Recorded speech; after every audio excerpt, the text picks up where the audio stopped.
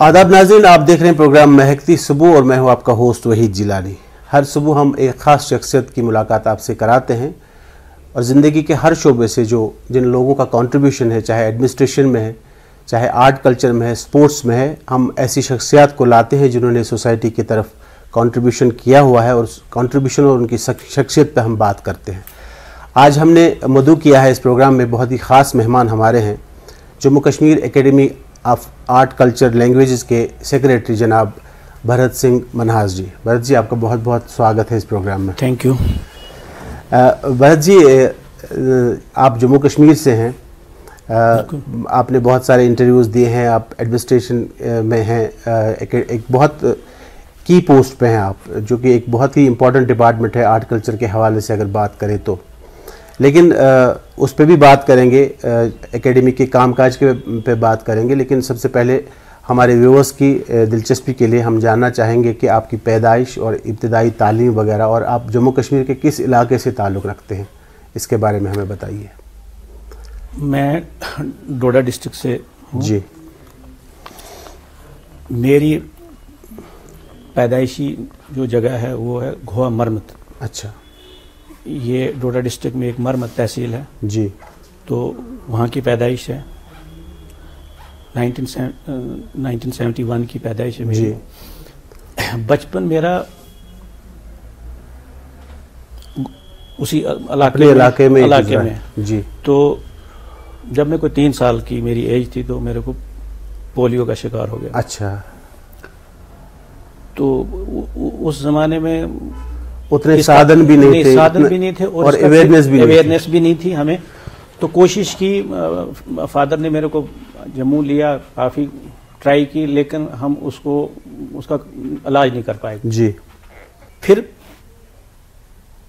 जब मैं थोड़ा बड़ा हो गया मतलब मैं अब जब मुझे पढ़ाई की तरफ अपना ध्यान देना था, तो एक चीज़ मुझे ऊपर वाले ने शुरू से ही कुछ मतलब मेरे में वो भर के रखी थी कि अगर मैं एजुकेशन का सहारा नहीं लूंगा तो मेरे पास कोई ऑप्शन नहीं है लाइफ में। अच्छा, कुछ भी करने का। बिल्कुल सही।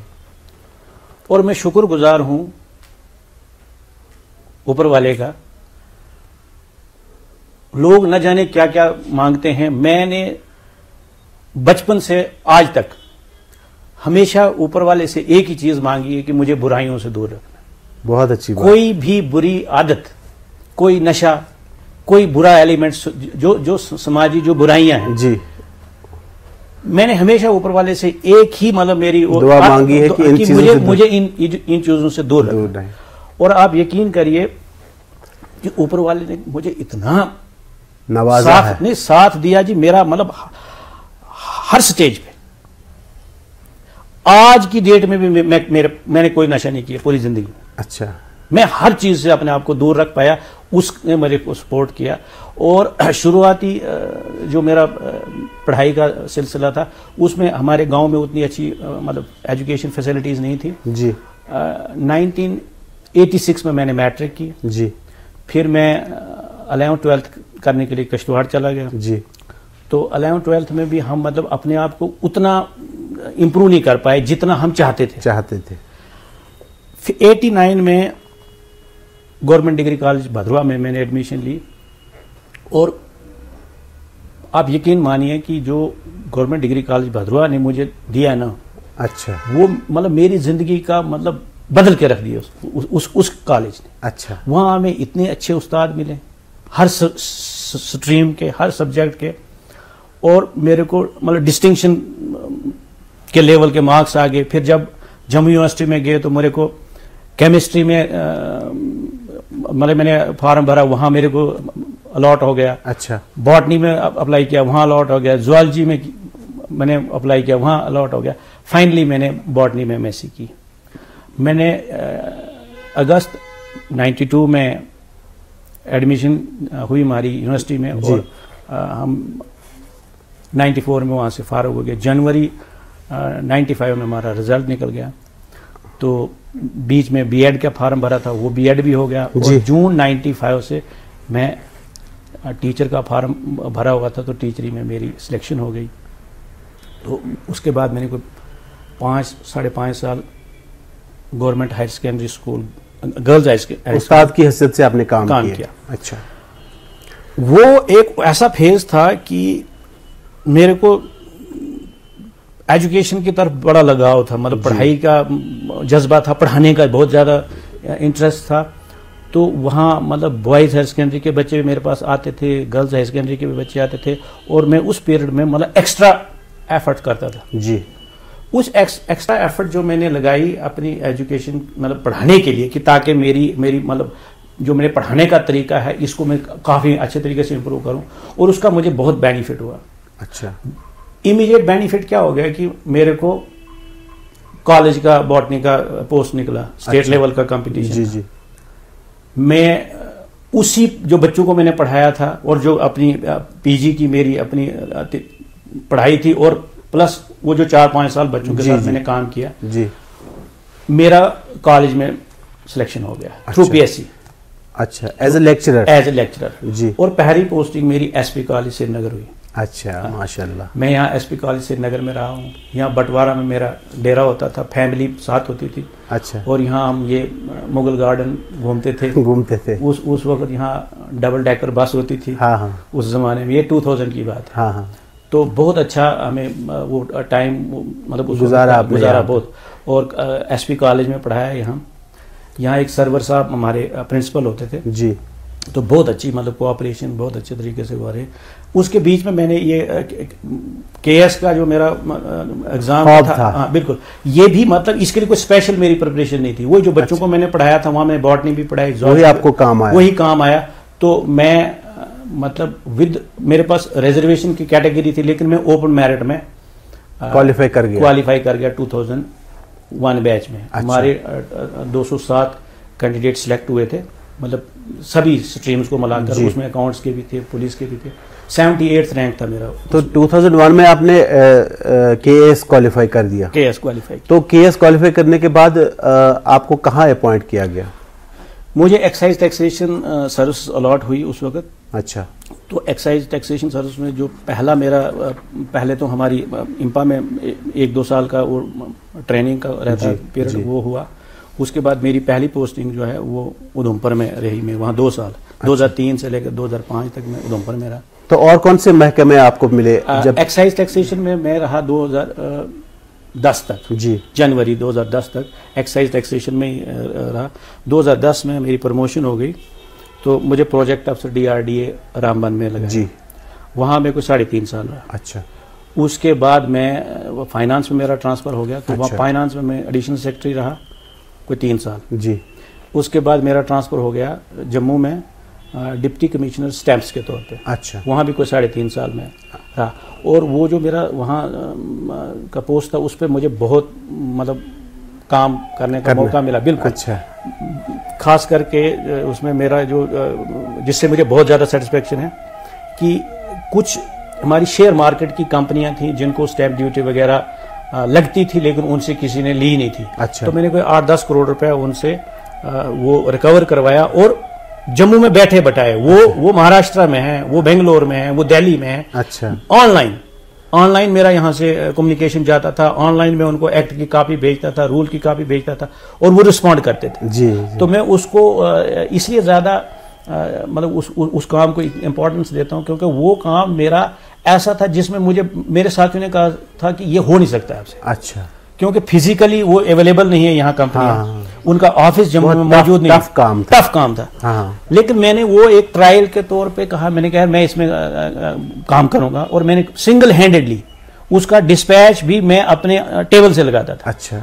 खुद ही वहीं से डिस्पैच करना, ऑनलाइन ही उनको कम्युनिकेशन जाती थी, और मेरे बगैर वो किसी को पता नहीं था।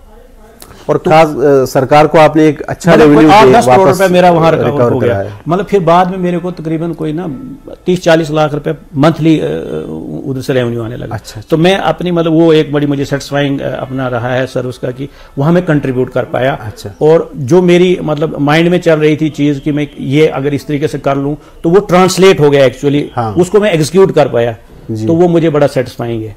उसके बाद मेरी ट्रांसफर हो गई फिर डिप्टी कमिश्नर अकाउंट्स जम्मू, वहाँ भी मैं कोई 1.5 साल रहा।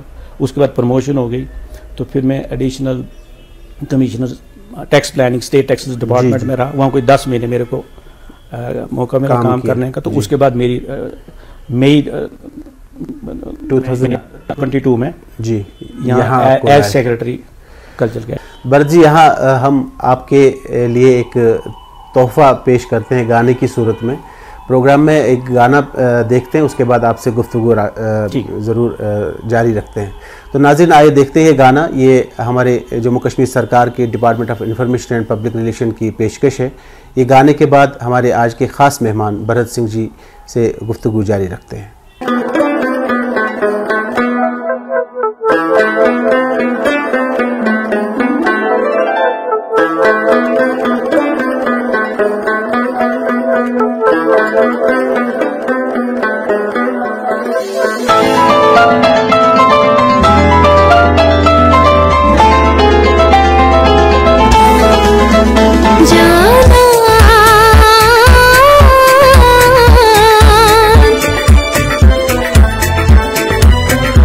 जा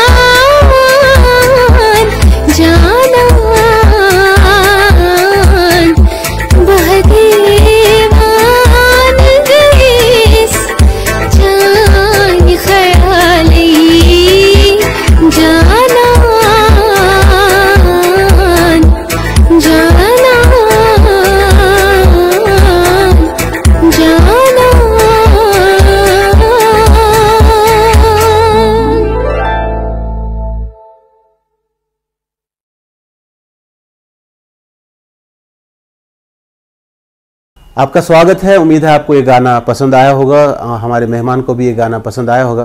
भरत जी, आपने बात की एकेडमी की, और जो आप एक पॉजिटिव सोच लेके आप आगे बढ़ रहे हैं, आपको आर्टिस्टों का सपोर्ट भी मिल रहा है, और जाहिर है कि आर्टिस्ट भी यही चाहते हैं कि काम हो, स्ट्रीमलाइन हो एकेडमी, वही चीज़ उनको चाहिए। दूसरी, मैं अगर आपसे पूछूं कि एब्रिगेशन के बाद 370 और 35A के हटने के बाद कल्चरल एकेडमी का जो बेसिक कॉन्स्टिट्यूशन है, उसके स्ट्रक्चर में कोई तब्दीली आई है क्या? उसमें चेंजेस आ गई, और इसको एक सोसाइटी के मतलब रूप में है आज ये जी। तो अंडर सोसाइटीज एक्ट इसको रजिस्ट्रेशन हो गई। तो उस कॉन्स्टिट्यूशन चेंजेस आने के बाद हमारी जो पिछली मतलब कुछ स्कीमें थी इस कल्चरल एकेडमी की, मुझे लगता है कोई 42 के आसपास हैं जी। वो स्कीमें पिछले 4-5 साल से साइलेंट रही। उसमें कोविड का भी फैक्टर है, कुछ और भी रीजंस रही होंगी। तो हमने रिसेंटली अभी 15th ऑफ दिस मंथ 15 अक्टूबर को हमने एक जो हमारी एक कमेटी थी जो एलजी साहब की अप्रूवल से बनी थी, उसमें हमारी नेशनल लेवल की एकेडमी के रिप्रेजेंटेटिव्स भी थे और यहाँ के भी रिप्रेजेंटेटिव्स थे। तो हमने उसमें कोई 11 रिप्रेजेंटेटिव जो मौजूद थे उस मीटिंग में, और पूरा दिन हमने एक स्कीम का पूरा मतलब उसको डिस्कशन करके उसको उन पुरानी सभी एकेडमी की स्कीमों को मतलब उसको रिविजिट किया है। अच्छा। तो उस पूरी डिस्कशन के दौरान उस दिन में मतलब मुझे जो एक्सपीरियंस हुआ जी कि अगर हम उन स्कीमों को चलाना शुरू करें, सही से लागू करें, तो मैं आपको बताऊं यहाँ किसी को कोई फुर्सत नहीं। अच्छा। इतना काम है उसमें कि आप करते जाइए और आपको कुछ नहीं करना है, उन स्कीमों को फॉलो करना है, उनके मैंडेट को फॉलो करना है और लोगों को इंगेज करना है। गोया कि कामकाज में एकेडमी के कोई तब्दीली नहीं है। नहीं, कामकाज वही है, बिल्कुल कामकाज वही, मैंडेट वही है, फील्ड्स वही है, बिल्कुल। मतलब हमने उसमें जहां अपडेट करने की जरूरत थी सिर्फ प्रेजेंट टाइम को मद्देनजर रखते हुए कि आज के दौर में क्या चीज उसमें ऐड करने की जरूरत है, वो करते हुए हमने उसमें कोई मतलब वो सारी की सारी इंटैक्ट रखी हैं। उसमें एक स्कीम हमने नई उसमें रखी है, वो है गुरु शिष्य परंपरा जी।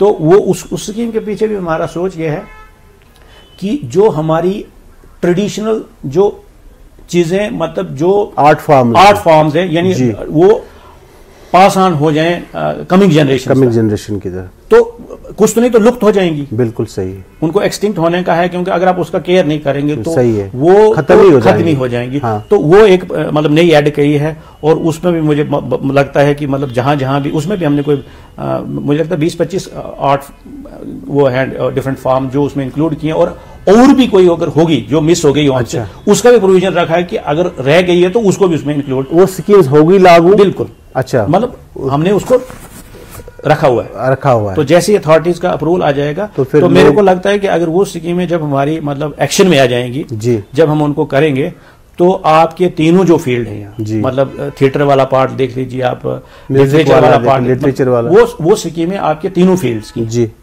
तो मेरे को लगता है कि बहुत से हमारे जो आर्टिस्ट जो जिनको काम नहीं मिल रहा है या वो कहीं इग्नोर हो रहे हैं वो एंगेज हो जाएंगे जी। और उनका भी मतलब जो है रोजगार चलता रहेगा।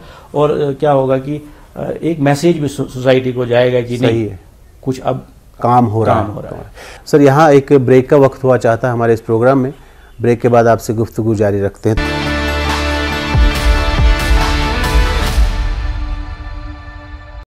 भरत जी, यहाँ आपसे पहले जो सेक्रेटरीज थे उनके साथ भी हमारे जो लीडिंग आर्टिस्ट हैं उन्होंने ये दरख्वास्त की थी, इश्यूज उठाए थे कि एकेडमी के पास अपना कोई फीस स्ट्रक्चर नहीं है, और अगर आप ऑल इंडिया रेडियो का फीस स्ट्रक्चर अप्लाई करते हैं एकेडमी पे वो भी आधा ही होता है, क्योंकि अगर रेडियो कश्मीर सपोज किसी आर्टिस्ट को 10 रुपए देते हैं, अगर वही रेडियो कश्मीर उसको स्टूडियो से बाहर कॉन्सर्ट के लिए लोगों के सामने इनवाइटेड ऑडियंस के सामने ले जाए तो उसको वो डबल हो जाता है 20।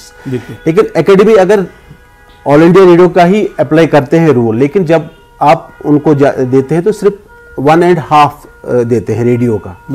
तो ये हमारे आर्टिस्ट का एक कंसर्न है कि हमारी जम्मू कश्मीर के पास अपना कोई एक ही अदारा है जो कल्चरल एकेडमी, अपना कोई फीस स्ट्रक्चर क्यों नहीं है? इसको अब रिव्यू करने की जरूरत है जी। और मैं आपको बताऊं, मतलब मुझे खुद भी थोड़ा सा ऑड लग रहा था कि एकेडमी का अपने नाम पे ही हो। हाँ, मतलब आपने अगर रेम्यूनरेशन का कोई स्ट्रक्चर बनाया है जी, बेस आपने जहां से ड्रा की है, हाँ, आप उसको ड्रा करिए वहीं से, लेकिन जो उसका स्ट्रक्चर बनता है वो थोड़ा सा इंडिपेंडेंट दिखना चाहिए। हाँ, कि मतलब ये उसकी रिलायंस जो है वो जब आप उसको तैयार करते हैं तब ठीक है। हाँ, लेकिन उसके बाद जब इम्प्लीमेंट करते हैं तो फिर मुश्किल हो जाता है। हाँ, इंडिपेंडेंट हो तो उसको रिव्यू करने के लिए मैंने इनिशिएट किया हुआ है, तो उसको रिव्यू करेंगे, मतलब हमारी कंसिडरेशन में है। तो हम उम्मीद करेंगे कि आपके होते हुए ये चीज रिड्रेस हो जाएगी। बिल्कुल, मैंने उसमें इनिशिएट किया हुआ प्रोसेस कि हम उसको मतलब उसको रिव्यू करेंगे कि वहां कहाँ क्या करने की जरूरत। जी जी जी।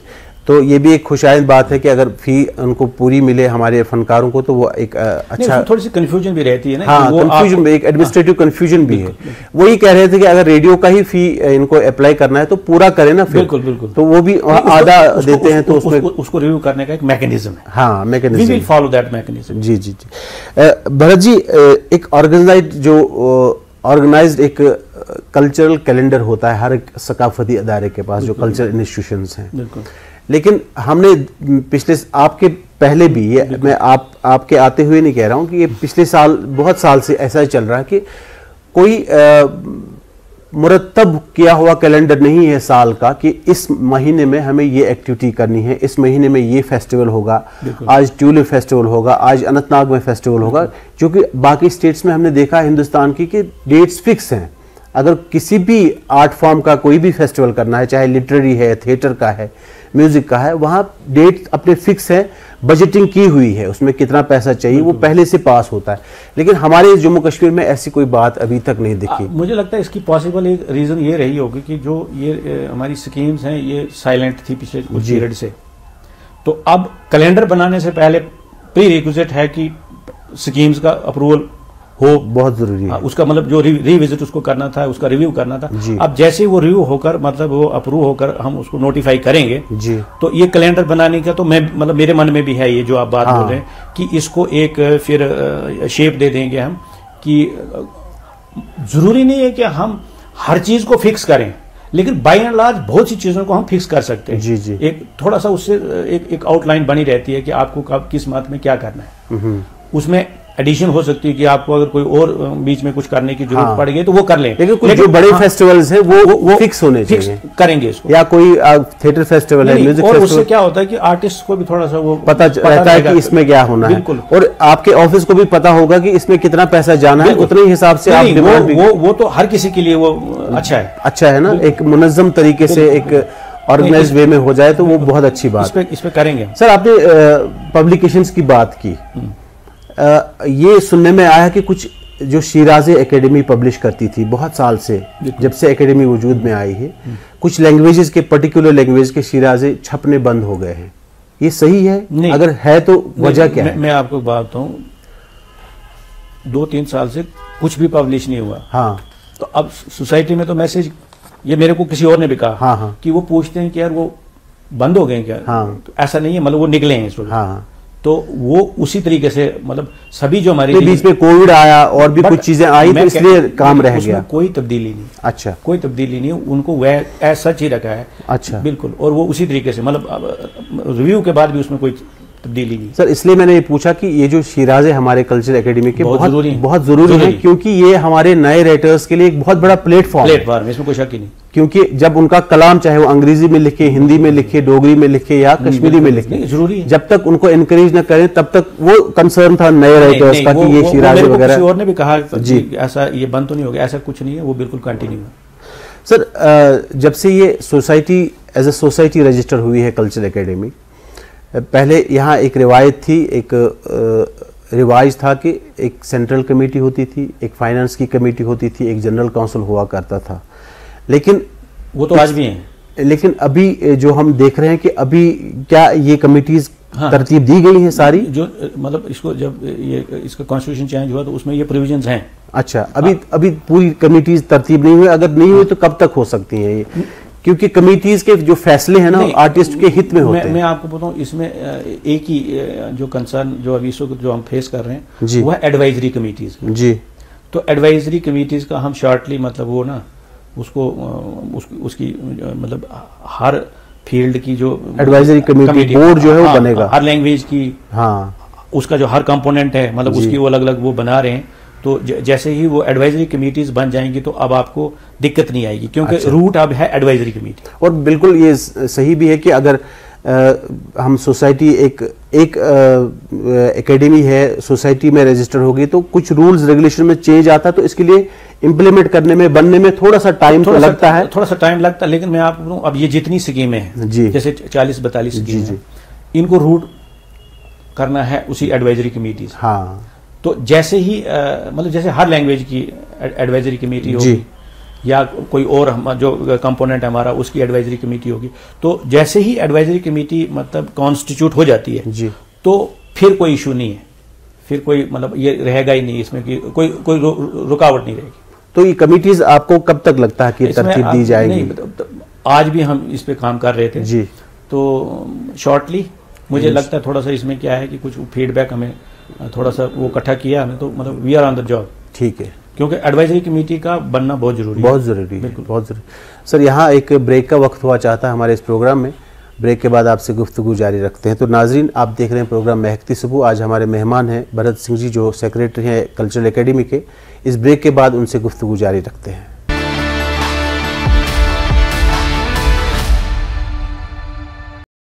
आपका खुशामदीद फिर से इस प्रोग्राम में, जिसका नाम है महकती सुबह।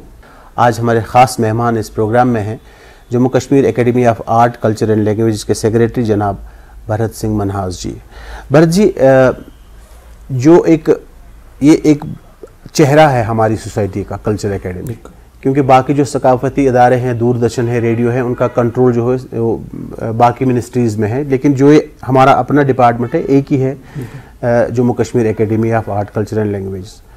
जो अवार्ड्स का प्रोसेस आप करते हैं यहाँ पे, डिफरेंट, चाहे सेंट्रल नेशनल अवार्ड्स हों या हमारे जम्मू कश्मीर के अपने अवार्ड हों सरकारी जो हैं, उसके प्रोसेस को लेके, ये मैं आपसे पहले की बात कर रहा हूँ, ये आपके दौर में तो अभी हुआ नहीं ऐसा, लेकिन कुछ ऐसी ग्रीवियंसेस हैं लोगों की, आर्टिस्टों की, कि कह रहे हैं कि नॉन डिजर्विंग आर्टिस्ट को रिकमेंड किया जाता है, जबकि डिजर्विंग जो हमारे बड़े लेजेंड है जिन्होंने कंट्रीब्यूट किया है उनके नाम रह जाते हैं। तो इसके बारे में आपका इजहार ख्याल चाहता हूँ। नहीं, इसको भी तो मतलब एड्रेस करने की जरूरत है। हाँ, इसका कोई भी मैकेनिज्म बनाने की जरूरत है जी, कि इसकी कोई थोड़ी स्क्रीनिंग हो और फिर ही आप मतलब सही लोगों को आप रिकमेंड कर पाएंगे। अदरवाइज ऐसे तो इम्प्रूवमेंट होएगी नहीं जी। तो इस पे भी हम मतलब, क्योंकि एकेडमी का एक बहुत बड़ा रोल होता है किसी आर्टिस्ट को अवार्ड मिलने में, क्योंकि आपके रिकमेंडेशन पे ही, अगर आप संगीत नाटक एकेडमी अवार्ड के लिए रिकमेंड किसी को करेंगे तो वहाँ वो कंसिडर किया जाता है और आपकी एक वॉइस है, आपकी साख है हमारी एकेडमी। मेरे जहन में है और इसके लिए भी हम कोई निकालेंगे, मतलब कोई ऐसा फेयर मैकेनिज्म। हाँ, देखिए फेयरनेस तो मतलब उसके बिना तो बात ही नहीं ना। फिर अगर आप अनफेयर करना तो फिर वो रखना किस लिए? बिल्कुल तो फेयर मैकेनिज्म हम इसमें अडॉप्ट करने की कोशिश करेंगे ताकि किसी की भी कोई शिकायत ना रहे। तो आइंदा मतलब जो अवार्ड प्रोसेस है एक ट्रांसपेरेंट वे में हो जाए तो वो बहुत अच्छा है। बिल्कुल करेंगे इसको।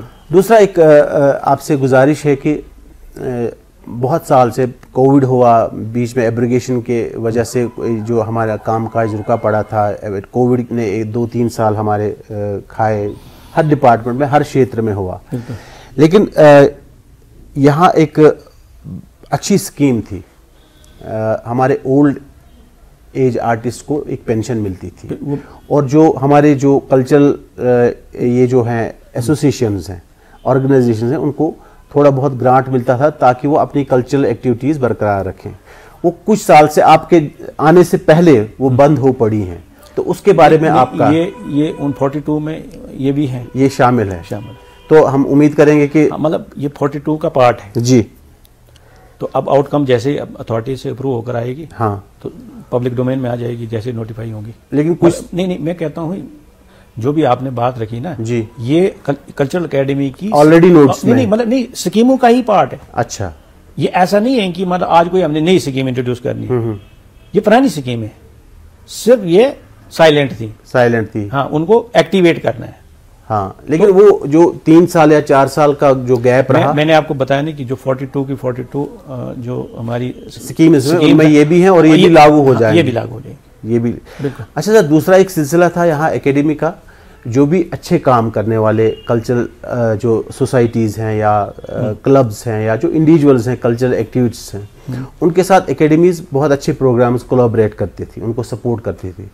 तो कुछ अरसा पहले से वो सिलसिला थोड़ा सा थम गया, लेकिन अभी आपके वक्त में फिर से शुरू हुआ है। हम तो कर तो रहे हैं, हाँ, आप तो कर रहे हैं कोलैबोरेट, लेकिन बहुत पहले से, मतलब 2-3 साल से वो सिलसिला नहीं, मुझे नहीं लगता उसमें कोई हेजिटेशन होनी चाहिए कि कोलैबोरेशन में, मतलब हम कर तो रहे हैं, आप देख तो रहे हैं। हाँ, तो इसमें मुझे नहीं, मैं कह रहा हूँ आपके आने से पहले बहुत साल अच्छा पहले, हाँ, वो डिफरेंट रीजन, अब क्या बोलूं मैं उस पे, उसमें नहीं, मुझे लगता है कि फ्यूचर की तरफ ही मेरा, मैं पास्ट की तरफ निकालूंगा क्या उसमें। सही है, आपके होते हुए हम ये उम्मीद करेंगे कि सारा रिवाइव हो जाए। मैंने आपको बताया ना कि मैं हर फील्ड के हर आर्टिस्ट की बात सुनने के लिए तैयार हूं, उसको एनालाइज करने के लिए तैयार हूं। मेरा जो भी एग्जिस्टिंग मैकेनिज्म है, विद इन दैट मेरे दरवाजे खुले हैं सबके लिए। बिल्कुल सही है। जहां कोई फर्दर इंप्रूवमेंट करने की जरूरत होगी उसको भी करेंगे। सही है। देखिए, ये इवॉल्विंग चीजें हैं। हाँ। हमारी सोसाइटी ये डायनेमिक है। सही है। ये इसमें तब्दीलियां होती रहती हैं, वक्त बदलता रहता है, आपकी जरूरतें बदलती रहती हैं, और अपनी बात आपके सामने रखनी चाहिए, जिसको भी मैं एडमेंट नहीं हूं कि नहीं यार मैंने नहीं मानी, ऐसा तो मेरा एटीट्यूड ही नहीं है। अच्छा, बिल्कुल। मैं फ्लेक्सिबल रहता हूं। सिर्फ यही है कि मैं रूल को फॉलो करता हूं, मतलब ये है। हो सकता है किसी को हार्श लगे, वो विद इन द रूल्स जो भी पॉसिबल हो वो आप करते हैं। मैं उसको वायलेट करके आगे चलने वाला नहीं हूं। सही है। तो विद इन दैट मुझे बताइए, अगर मुझे आर्टिस्ट के लिए काम नहीं करना तो फिर इधर किस लिए करना? नहीं, और है कौन? सही है, सही है। आर्टिस्टों के लिए तो हमें इदारा है। बिल्कुल सही है। तो इसमें किसी को ऐसा शक शुबा होना ही नहीं चाहिए। होना नहीं चाहिए। देखिए, इस बात की वजाहत बहुत जरूरी थी, क्योंकि भरत सिंह जी आपके आते थोड़ा सा एकेडमी वापस ट्रैक पे आना शुरू हो गई है। हाँ, ये ज़रूर हम भी समझते हैं कि हर काम के लिए एक थोड़ा सा वक्त दरकार होता है, समझने में, स्कीमें लागू करने में टाइम होता है, लेकिन हम उम्मीद करते हैं कि आपकी सरपरस्ती में ये एकेडमी और फलेगी फूलेगी, और जो आर्टिस्टों की जो कंसर्न्स है, मैं शिकायत तो नहीं कह रहा हूँ, जो कंसर्न्स है, जो मैटर्स हैं, जो इश्यूज हैं, वो सॉल्व हो जाएंगे। सर, मैं अगर आपसे पूछूं कि जब से आपने टेक ओवर किया है एज सेक्रेटरी कल्चरल एकेडमी, आपके सामने क्या चैलेंजेस रहे? अभी प्रेजेंटली क्या चैलेंजेस है आपको एकेडमी को स्मूथ करने के लिए? चैलेंजेस तो देखिए, चैलेंजेस तो मतलब हर जगह है जी। किसी को कुछ करना है तो चैलेंजेस हैं, करना कुछ नहीं है तो कुछ भी नहीं। हाँ, काम करने वाले के लिए तो चैलेंजेस ही हैं। बिल्कुल, जो नहीं करेगा तो उसके लिए कुछ चैलेंज तो रहती है, हर स्टेज पे रहती है जी। अगर आपकी इंटेंशन ठीक हो, इरादा ठीक है, और आप डिलीवर करना चाहते हैं, तो मेरे को नहीं लगता है कि हर चैलेंज का कहीं ना कहीं सोल्यूशन है। अच्छा, अगर मैं यही सवाल आपसे दूसरी तरीके से पूछूं कि चैलेंजेस छोड़ दीजिए, आपकी प्रायोरिटीज क्या हैं एकेडमी को स्मूथ करने में? मेरी प्रायोरिटी यह है कि मैं सबके साथ जस्टिस कर पाऊं। मतलब किसी भी सेक्शन को, मेरी आर्टिस्ट की कोई सेक्शन जो है, मतलब उसके इश्यूज अगर मेरे पास आते हैं तो उनका सोल्यूशन तो मुझे ढूंढना है ना। सही है। तो मेरी प्रायोरिटी क्या है कि मैं उनकी सेटिस्फेक्शन के लेवल तक अपने आप को ले जाने की कोशिश करूं। सही है। अगर मैं इसमें कामयाब हो गया तो मुझे और क्या चाहिए? बिल्कुल सही है।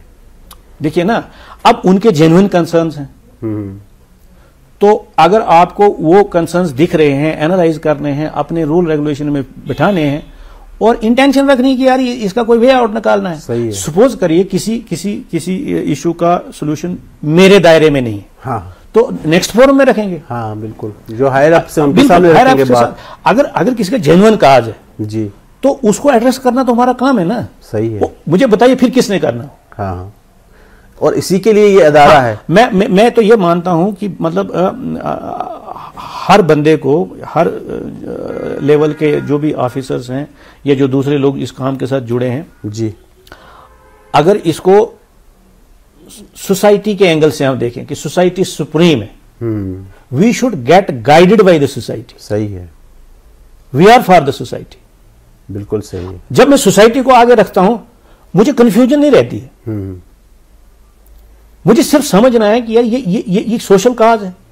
बिल्कुल सही है। ये लार्जर इंटरेस्ट, इसी को तो पब्लिक इंटरेस्ट कहते हैं। बिल्कुल सही। मेरे को इंडिविजुअल इंटरेस्ट को अवॉइड करना है। सही है।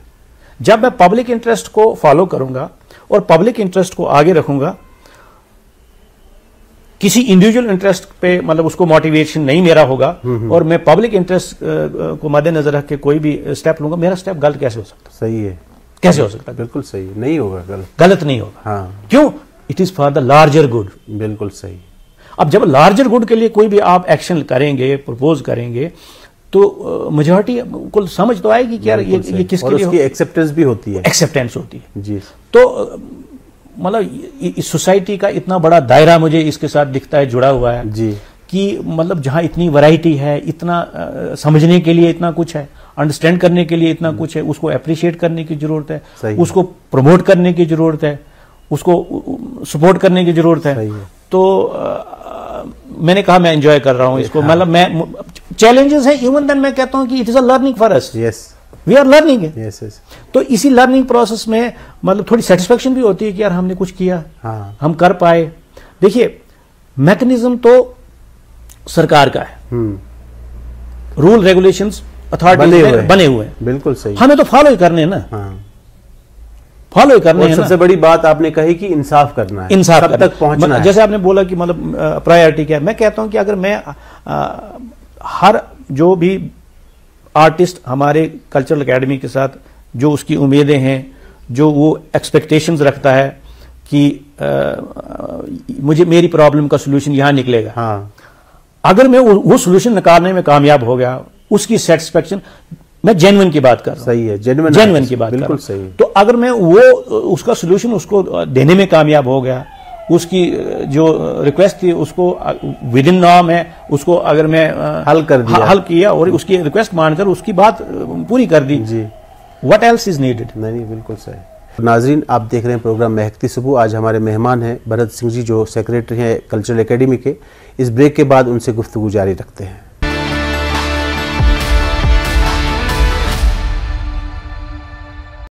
अच्छा सर, यहाँ जो एक बड़ी रिवायत रही है कल्चरल एकेडमी में, ये जम्मू में भी रहा और जब हमारे साथ लद्दाख था तब भी यही हुआ था और आजकल भी शायद यही होता होगा। आप इस पे ज़्यादा बेहतर तरीके से बात कर सकते हैं।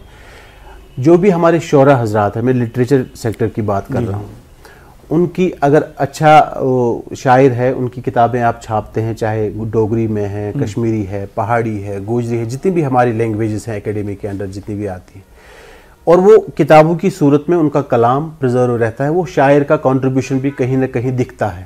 ठीक है। लेकिन जो हमारे लेजेंडरी आर्टिस्ट हैं बाकी सेक्टर्स में, जैसे म्यूजिक में है, थिएटर में है, ड्रामा में है, पेंटिंग में है, उनका जो कंट्रीब्यूशन, उनका जो काम है, हमारे एकेडमी के पास कोई ऐसा वसीला नहीं है जहां हम किसी लाइब्रेरी में जाएं और देखें कि हमारी राज बेगम इतनी बड़ी आर्टिस्ट थी, उसका क्या है एकेडमी के पास। हमारे अभी रिसेंटली 2 बड़े संतूर वादक देहांत कर गए, शिव कुमार शर्मा जी जम्मू से और पंडित भजन सोपुरी साहब। अगर एकेडमी के पास हम उनका कोई आइटम ढूंढने आए तो नहीं मिलेगा। तो ये प्रिजर्वेशन का काम कब होगा? एकेडमी का ये एक मैंडेट है, एक मंशूर है एकेडमी का कि इन बड़े बड़े आर्टिस्टों का कंट्रीब्यूशन, उनकी लाइफ हिस्ट्री, उनके फोटोग्राफ्स, उनके कॉन्सर्ट्स, उनका काम काज कहीं तो प्रिजर्व हो। इस पर भी काम करने की जरूरत है। और अभी हमारी जो ये रिव्यू मीटिंग हुई उसमें ये इशू जी आया है, तो उसमें भी हमने इसका कोई सोल्यूशन थोड़ा रखा है कि हम इस पे भी कुछ काम करें, क्योंकि अब वक्त, क्योंकि ये नेक्स्ट जनरेशन के लिए हम करेंगे। और मैं कहता हूँ अब आज तो जरूरी है ना डॉक्यूमेंटेशन, कहीं ना किसी फॉर्म में आपको इसको रिकॉर्ड करना ही करना है। बिल्कुल, अदरवाइज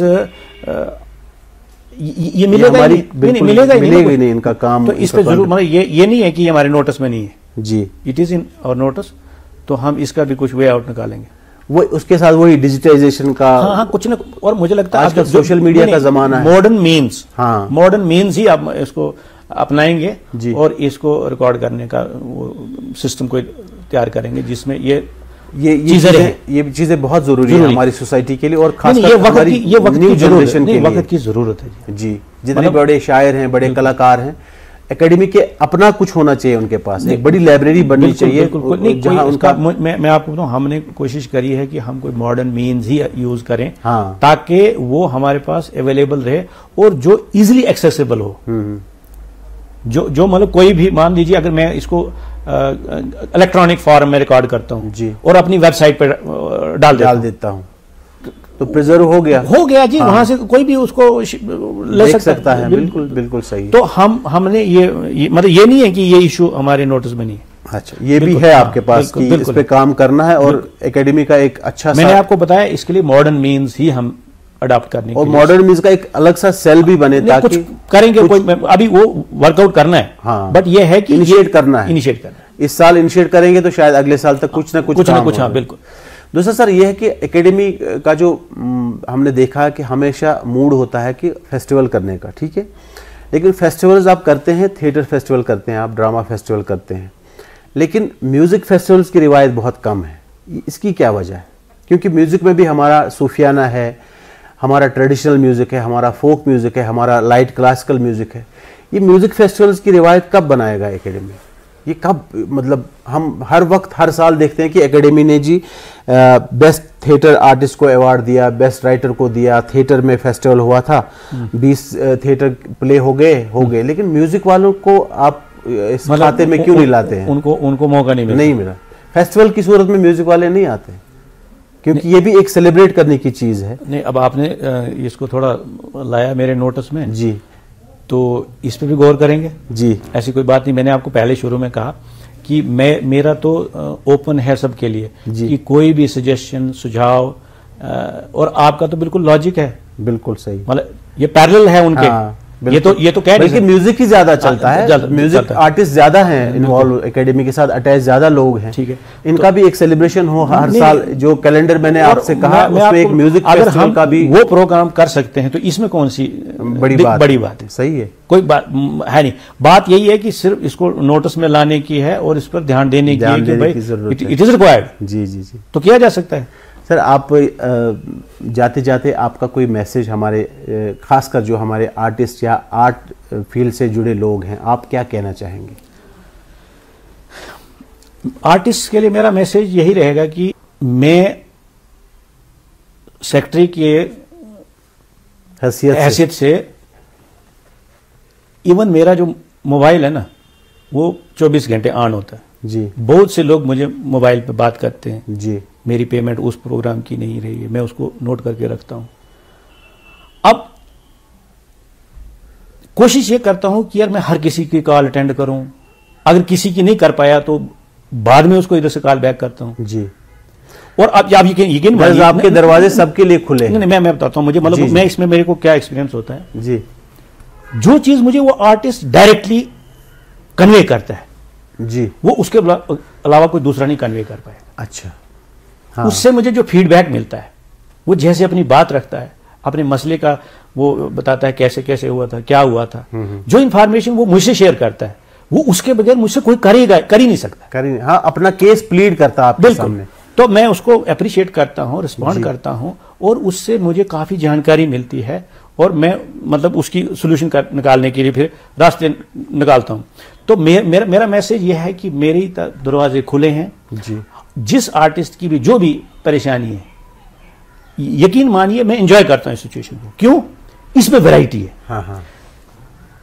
पता नहीं कौन किस फील्ड का आर्टिस्ट क्या परेशानी झेल रहा है, मालूम मत है। बिल्कुल। और वो आर्टिस्ट जब डायरेक्ट मुझे अप्रोच करता है तो जो फीडबैक मुझे उससे मिलता है, जो वो कन्वे करता है, वो मेरे को बेस्ट लगता है कि यार ये तो, और वो प्योर है। बिल्कुल सही, वो सिंथेटिक नहीं है। और आर्टिस्ट हमारी सोसाइटी का एक प्रेशियस बिल्कुल इंसान तो मेरा मैसेज यही रहेगा कि मुझे अप्रोच कर सकते हैं, अपनी बात रख सकते हैं, और मैं उनको सॉल्व करने की भरपूर कोशिश करूंगा। बहुत अच्छी बात, to the best of my capability मेरा ये रहेगा। और यकीन मानिए मैं कहता हूं कि जो हमारे इस सरकारी तंत्र में जो अथॉरिटी जी सरकार ने हमें दी है जी, अगर उस अथॉरिटी को एक्सरसाइज करते समय मैं सोसाइटी के काम आ रहा हूं जी, सोसाइटी के इश्यूज रिजॉल्व कर रहा हूं, सही है, ठीक है नहीं, इससे बड़ी सेटिस्फेक्शन और क्या हो सकती है आपको? सही। कि आपको अथॉरिटी है और जिस काम के लिए आपको रखा गया है आप वो काम बखूबी डिलीवर करें, और जिस कॉर्नर तक वो चीज पहुंचानी है जी, जिस इंडिविजुअल तक आपको वो चीज डिलीवर करनी है जी, और अगर आप उसको कर पाए, मुझे नहीं लगता इससे ज्यादा और कोई आपको सेटिस्फाइंग चीज हो सकती है। सही है। तो सिर्फ इस जो ये अथॉरिटी है इसको अवेल करना है in the best interest of the society. सही बात है। तो मैं इसको कोशिश करता हूँ इस पैमाने पे अपने आप को उतारने की, और इंजॉय भी करता हूँ। मतलब मैं हमेशा चीज़ों को बड़े मतलब बड़े प्यार से हैंडल करने की, और जो मज़ा आपको चीज़ों को सुलझाने में है, हाँ, वो उलझाने में नहीं। सही है। उलझाने में किसी को कोई मजा नहीं आता, वो जो उलझाता है वो खुद भी परेशान होता है। सही बात है, सही बात। भरत जी, आप इस प्रोग्राम में आए और हम ये दुआ करते हैं कि आपकी सरपरस्ती में, सरबराही में ये एकेडमी फले फूले और हमारे तमाम फनकारों का जो आर्ट कल्चर फील्ड से वाबस्ता है उनका फ़ायदा हो, और आप भी खुश रहें और हमारे फ़नकार भी खुश रहें। आपने मौका दिया, बहुत मशगूल थे आप, फिर भी आपने हमारी दावत कबूल की, इसलिए बहुत बहुत शुक्रिया। Thank you. तो नाज़रीन, ये थे सेक्रेटरी कल्चरल एकेडमी जनाब भरत सिंह मनहास जी, आज के हमारे ख़ास मेहमान। कल सुबह एक और नए मेहमान के साथ आपकी खिदमत में हाजिर हो जाएंगे। तब तक अपने होस्ट और दोस्त वहीद जिलानी को दें इजाज़त। अल्लाह निगहबान।